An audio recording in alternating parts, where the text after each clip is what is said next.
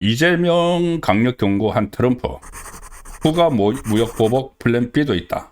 자, 일단 이 내용을 본격적으로 말씀드리기 전에 조금 전에 나온 그 속보부터 하나 말씀드리겠습니다. 이 관련된 건데, 자, 매일신문이 조금 전에 이 속보를 올렸습니다. 7시 42분에 올렸으니까 한 20분 전에 속보를 올렸는데, 트럼프 관세 폭탄에도 정부는 완전히 깜깜이다. 구윤철 경제부총리죠. 아무것도 파악된 거 없다. 주말쯤에야 뭘 좀 알아볼 수 있지 않을까. 이게 지금 정부입니까? 이게. 아니, 관세 그 전에 그 혼란스러웠던 그 상황으로 다시 돌아가는 상황인데 거기에 대해서 파악한 게 없다. 경제부총리가. 트럼프가 한국을 겨냥한 관세 인사 방침을 밝혔는데 정부가 대미 투자 특별법을 조속한 국회 처리를 이제 요청을 하고 나섰다. 뒤늦게. 이거 처리를 안 했기 때문에 지금 트럼프가 지금 어떻게 보면 화가 난 거죠. 뒤늦게 국회 처리를 요청하고 나섰는데 정부조차 미국의 이번 발표에 대해 정확하게 파악하고 있는 내용이 없다.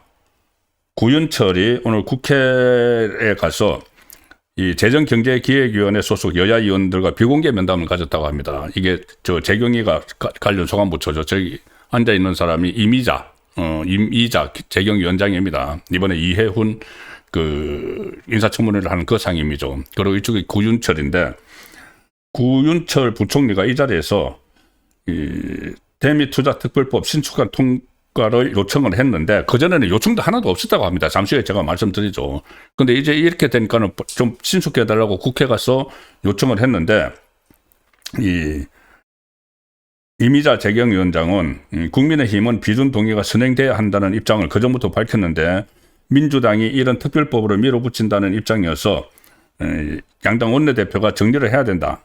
정리가 안 되면 상임위 정책회의를 열어서 논의를 시작하겠다. 근데 상당히 늦었죠. 지금 트럼프가 벌써 이렇게 그 관세를 올리겠다고 해놨는데, 그리고 구윤철 부총리가 비공개 보고에서 이렇게 이야기했다고 합니다. 트럼프의 관세 25% 부과 발언에 대해서 왜 트럼프 대통령이 다시 관세 25%를 들고 나왔는지 기재부 입장에서는 아무것도 파악된 게 없다. 관세 25%를 한다지만은 기간이나 정해진 게 아무것도 없다. 우리 정부가 공식 채널로 전달받은 게 아직 없다. 공식 채널로 전달받은 게 없으면은 지금 전부 다 초비상 상황이 돼야죠. 그래서 이재명도 트럼프에게 전화를 해야죠. 뭐 한라인 구축하고 왔다고 뭐 김민석, 이 벤섭 뭐 며칠 전에 이 부통령 만나가지고 한라인 구축하고 왔다 막 자랑을 했죠. 그리고 그 전에 강훈식, 백악관 그 비서실장하고 한라인 구축했다 막 자랑을 했죠. 그런데 이런 상황에서는 그 한라인은 도대체 어디 간 겁니까?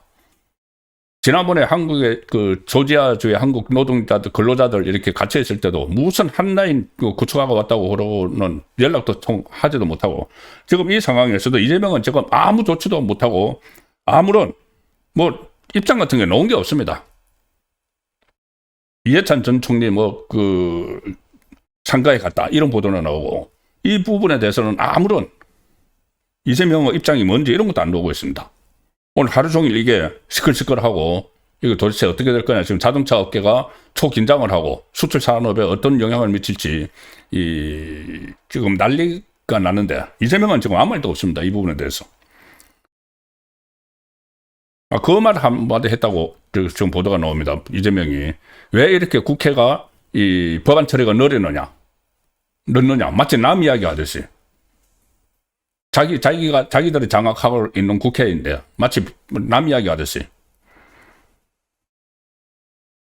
그리고 왜 25%를 들고 난지 아무것도 파악된 게 없다. 우리 정부가 공식 채널로 전달받은 게 아직 없다. 전달을 안 하면은 빨리 물어봐야죠. 그리고 제가 조금 전에 말씀드렸죠. 미국이 2주 전에 이미 가기정통부 장관에게 서한을 보내서 그 경고를 했다. 그런데 여기에 대해서는 직접적으로 관세 협상 후속 조치가 늦어지는 부분에 대한 언급이 아니었다. 과학기술 협력에 관한 비과세가 넣어지는 데 대한 공문이었다. 그런데 다 연결된 겁니다, 이게. 연결된 건데 지금 왜곡을 하고 있는 거죠. 구윤철은 저도 아침에 깜짝 놀랐다. 저희가 정확히 이게 입법조치 미이행만 있는지 쿠팡이나 다른 게 겹쳐 있는지 산업부 장관이 미국에 가서 상무장관을 만나면 진위를 알 수 있을 것이다. 지금으로서 아무도 알고 있는 게 없다는 이야기입니다. 정부가. 자, 이런 무능한 실력을 정권의 실력을 그대로 노출했는데 이 내용 다들 아시죠? 뭐냐면은 간세 전쟁이 그때 트럼프가 취임을 하면서 간세 전쟁이 벌어졌고 원래 이게 윤석열 전 대통령 탄핵 국면에서 이게 일어났고 그때 한독수 대통령 권한 대행하고 최상목이 그때 미국이 한국을 협상 우선 대상국으로 꼽았습니다. 트럼프가 7개 나라 꼽았는데 그래서 협상을 하려고 하는데 민주당에서 이재명의 민주당에서 협상하지 말라고 했죠. 자기들이 정권을 잡을 게 뻔하니까 정권 잡고 나서 자기들이 하겠다. 그래서 실제로 협상 중단시켜놓고 이 정권 잡고 나서 6월 3일 정권 잡고 7월 31일에 이 한국 협상단이 트럼프하고 면담을 해서 간세 협상을 논의를 했고 8월 26일에 이재명이 백악관 가서 간세 협상 합의 내용을 승인을 했죠. 그러고 나서 바로 그때 기억하시다시피 강유정 대통령실 대변인이 아주 합의가 잘 됐다. 합의문이 필요 없는 합의가 나왔다. 이런 식으로 막 거짓 브리핑을 막 했죠. 나중에 그게 아니고 전부 다 그때부터 막 미국의 요구가 쏟아졌지 않습니까? 합의가 된 거야 아니고. 트럼프는 나중에 한국에서 받기로 한 3,500억 달러 투자, 그거는 선불이다. 이런 말까지 그때 막 한 거 이제 기억이 나실 겁니다. 그러다가 10월 29일에 경주 APEC을 계기로 간세 협상이 타결됐다. 이렇게 발표를 했고 11월 14일에 한미 조인트 팩트시트를 발표를 했습니다. 그래서 그때 3,500억 달러를 우리가 투자를 하는 대신 관세를 25%에서 15%로 줄인다. 이렇게 됐는데 그때 어떤 합의가 있었냐면은 서로가 이런 MOU 형태가 되겠죠. 이 MOU 이행을 위한 특별법이 국회에 제출된 달의 1일부터 관세 인하가 소급 적용된다. 이렇게 발표가 있었습니다. 그래서 그러니까 그동안 자동차 관세가 일부는 15% 무는데 25%를 물어왔는데 이게 이 특별법이 국회에 제출된 달부터 소급 적용된다고 했습니다. 그래서 그때 민주당이 한미 전략적 투자 관리를 위한 특별법을 발의를 했죠. 발의를 해서 이제 그때부터 소급 적용됐는데 이거를 제출을 해놓고 처리를 안 하고 있었던 겁니다. 제출만 해놓고 처리를 안 하고 있었다. 미국에서는 그거 이제 다 처리할 때를 이제 바라보고 있었는데 처리를 안 하고 있어서 이거 합의해놓고 이거 왜 약속을 안 지키느냐 해서 다시 원위치를 시켜버리겠다는 거죠. 왜 그렇게 했을까? 자, 누구도 지금 신경 안 쓴 것 아니냐? 이 국회에서 법안을 발의를 시켜야 되는데 누구도 민주당에서 신경 써야 될 민주당, 이재명 정권과 정청래와 민주당 지도부들, 김병기 원내대표, 자기 개인 앞가림 때문에 난리가 났고, 정청래는 자기 정치하느라고 정신없고, 이재명은 또 방탄하고, 무슨 내란몰이 하느라고 그쪽에 다 정신이 팔려 있었다는 이야기가 밖에 안 되는 거죠. 한마디로 무능한 정권인 것을 스스로 드러냈고, 그래서 트럼프의 불신이 이번에 표출이 됐다. 이렇게도 정리를 할 수가 있습니다. 자동차를 포함한 한국산 제품에 대한 상호 관세율을 15%에서 25%로 다시 인상하겠다. 오늘 아침에 돌발 선언을 했습니다. 자동차뿐이 아니고 목재, 의약품, 기타 모든 상호 관세를 15%에서 25%로 다시 인상한다. 자, 산업계 발칵 뒤집혔죠. 그때 일본은 15% 관세 적용받는데 25% 받으면서 우리 현대자동차, 기아자동차, 미국에서 경쟁력이 떨어져서 수조 원씩 손실을 보고 했는데 다시 그 지경으로 돌아갈 수도 있는 상황이 됐습니다. 청와대 대변인실은 오늘 언론 공개를 통해서 전혀 여기도 구윤철이 그러니까 청와대도 전혀 상황을 파악을 하지 못하고 미국 정부로부터 공식적인 통보나 세부 내용에 대한 설명이 아직 없는 상황이다.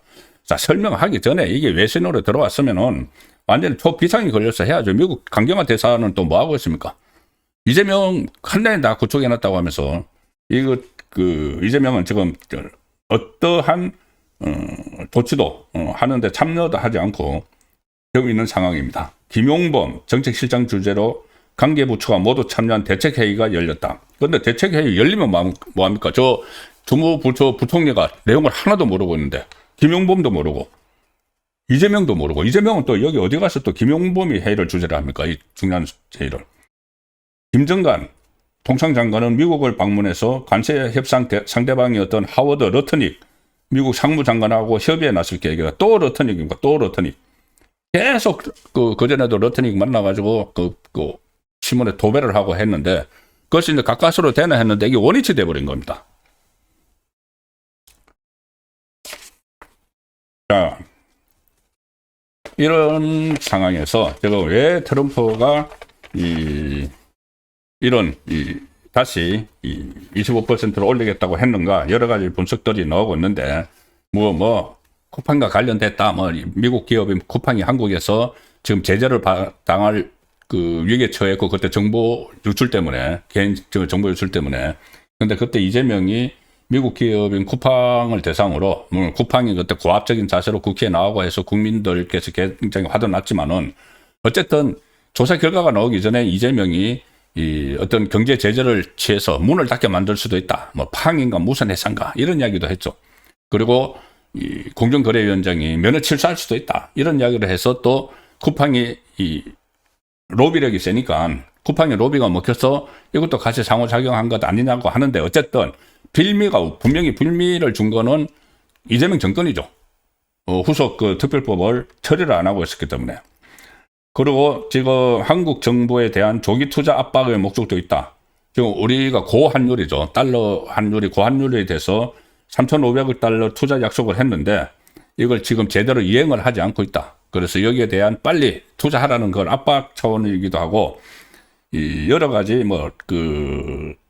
그리고 이 상호 관세를 이제 25%로 올렸는데 왜 이거를 언제부터 하겠다는 거는 지금 없습니다. 트럼프 SNS 거래. 그래서 이것도 결국은 한국 정부를 협상 테이블로 끌어들이기 위한 고대 전략 아니냐, 일종의 길들이기 아니냐 이런 말까지 나옵니다. 결론적으로는 지금 일방적으로 지금 다시 끌려다니고 있는 상황이 됐다는 거죠. 그리고 이게 지금 많은 언론에서 일제히 보도를 하고 있는데 사전 경고도 있었다. 이런 조치를 취할 수가 있다고 25%를 올릴 수 있는 사전 경고도 있었는데 여기에 대해서 심각성도 깨닫지 못했다. 조금 전에 구윤철도 이거 관세하고 상관없는 그런 연락이었다고 이야기를 했죠. 근데 그렇지 않습니다. 심각성을 못 깨닫고 있는 거죠. 자, 여러 언론에서 나왔는데 TV조선 기사로 보여드리죠. 이 사전 경고가 있었다는 게 미국이 2주 전에 무역 합의 빨리 이행하려는 촉구 서한을 보냈었다. 사전 경고였나? 사전 경고였죠. 2주 전에. 오늘 관세 인상을 통보하기 2주 전에 우리 정부의 미국이 양국이 지난해 11월 체결한 조인트 팩트시트의 합의 후속 조치 이행을 촉구하라는 내용의 서한을 보냈다. 제임스 헬러 주한 미국 대사 대리 명의로 미국 측 서한이 지난 13일에 2주 전에 배경훈 가기 정통부 장관에게 전달이 됐는데 거기 참조인에 김정관 산업통상부 장관이 들어가 있습니다. 그리고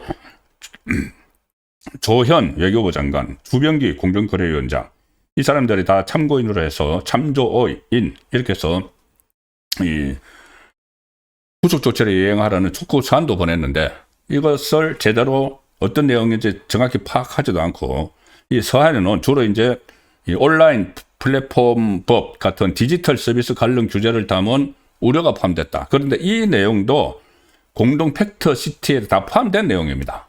그래서 이거는 그때 벌써 이제 경고를 보냈다는 거죠. 디지털 규제 차별에 대한 내용이 주로 담겨 있지만 사실상 대미 투자 같은 한미 간 무역 투자 합의 이행을 촉구하는 사전 경고가 아니었느냐 이런 분석을 지금 언론에서도 다 하고 있습니다. 그런데 조금 전에 말씀드렸다시피 구윤철은 그거는 이번 트럼프의 조치하고는 상관없다. 이렇게 또 안이하게 이야기를 하고 있죠. 그리고 정확한 내용조차 지금 오늘 하루가 지났는데 파악을 하지 못하고 있는 상황이고, 그래서 이게 서한 서신 이후에 2주 동안 중앙일보 보도입니다. 이번에는 서한 수신 이후에 2주 동안 정부 대응이 소극적이었던 것 아니냐는 지적도 지금 언론에서 다 하고 있습니다. 2주 전에 경고가 왔는데 가기 정통부 측은 서한을 받은 즉시 함께 수신한 외교 통상당국과 즉시 협의해서 대응 방안을 조율해 왔다. 다만 외교적 사안이라 구체적 대응 내용은 확인해 줄 수 없다. 구체적 대응을 했으면은 왜 그런지 2주가 지났으니까는 다 파악을 했겠죠. 그런데 구윤철 부총리를 비롯해서 청와대 누구도 파악을 한 게 없지 않습니까? 그런데 무슨 다 파악을 대응을 해갔다고는 이야기를, 이것도 거짓일 가능성이 높죠. 이런 말도 합니다. 정부 고위 관계자는 서한에는 관세라는 단어가 언급되지도 않았다. 그때 그 관세 협상안에 다 들어있는 내용을 왔는데 관세라는 게 단어가 언급되지 않았다고 지금 트럼프 대통령의 오늘 그 조치하고 무관하다. 이렇게 이야기를 하고 있는 거죠. 그리고 트럼프가 이야기한 것은 주체는 입법부다.